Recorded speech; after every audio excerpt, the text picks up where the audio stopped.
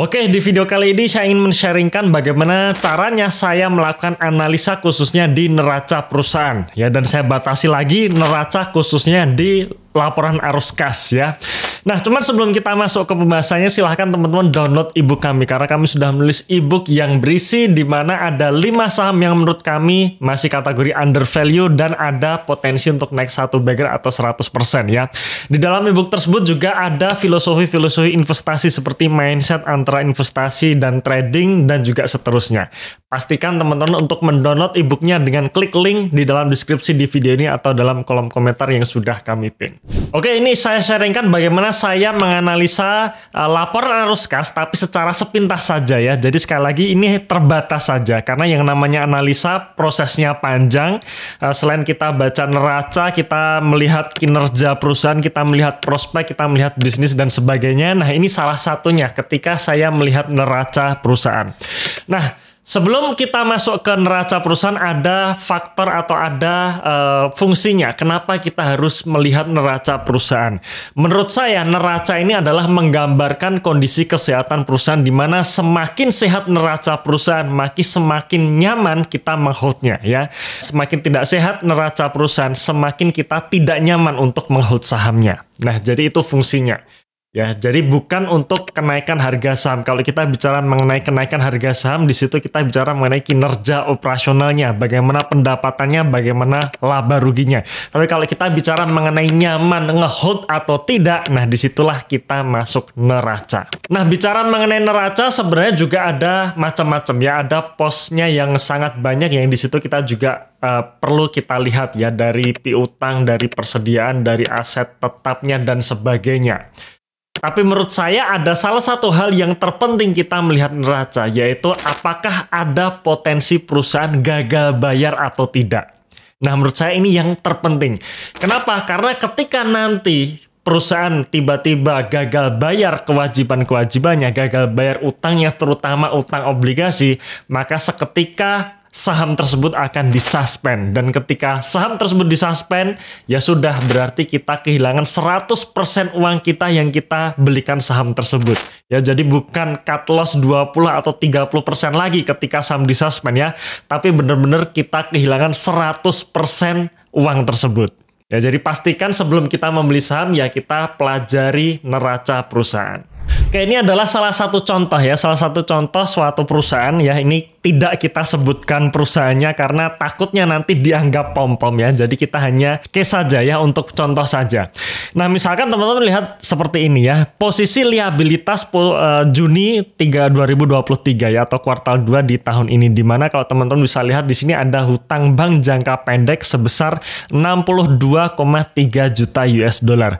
Kemudian ada bagian lancar atas liabilitas jangka panjangnya, yaitu utang bank itu sebesar 67,9 juta dolar. Nah, dalam melihat liabilitas saya akan selalu melihat hutang bank ya, terutama hutang bank atau penerbitan obligasi. Kenapa? Karena hutang inilah yang benar-benar berbahaya. Ketika perusahaan tidak bisa membayar bunganya saja ya, bunga obligasinya saja, seketika saham tersebut akan disuspend. Begitu juga ketika perusahaan tidak mampu membayar hutang banknya, maka di situ akan ada aset yang disita oleh bank, yang bisa jadi itu akan membuat kinerja perusahaan makin jatuh ya. Kemudian ya sudah, sahamnya ya mau nggak mau akan ikut jatuh juga. Hal ini berbeda ketika saya melihat utang usaha. Kalau misalkan utang usahanya yang besar, itu menurut saya kabar yang bagus. Kenapa? Karena utang usaha ini ibarat ada orang lain atau pihak ketiga yang rela memberikan barangnya dulu ke kita, tapi bayarnya nanti. Artinya bargaining position perusahaan tersebut terhadap si supplier itu lebih besar. Oke, sekarang kita balik lagi ke sini ya. Berarti di sini ada kewajiban ya, terutama untuk membayar utang banknya ini sebesar kurang lebih 120 juta dolar ya, alias ya ini harus dibayar dengan cash seperti itu.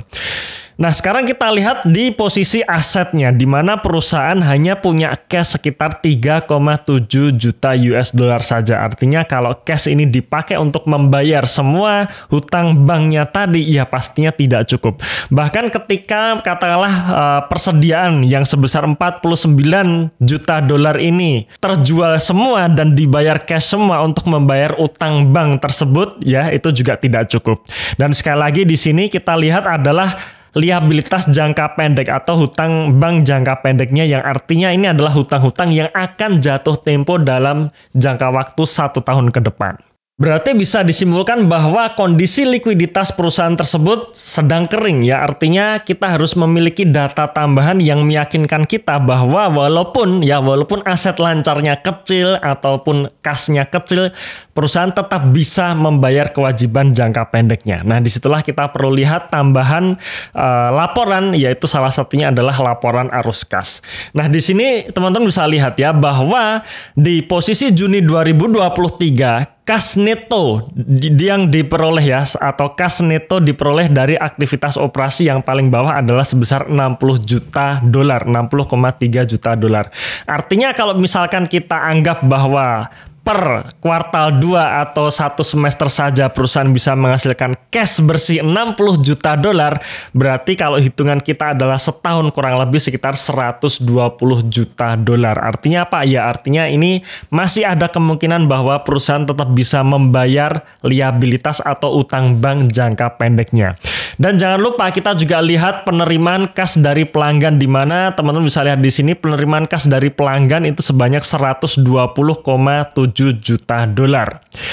Nah, penerimaan kas dari pelanggan yang besar ini perlu kita bandingkan juga dengan pendapatannya, di mana kalau kita lihat pendapatan per posisi Juni 2023 adalah 115,3 juta dolar. Artinya apa? Artinya semua pendapatan perusahaan ya, semua penjualan perusahaan itu dalam bentuk cash ya, alias dibayar cash plus ada sebagian piutang yang telah dibayar.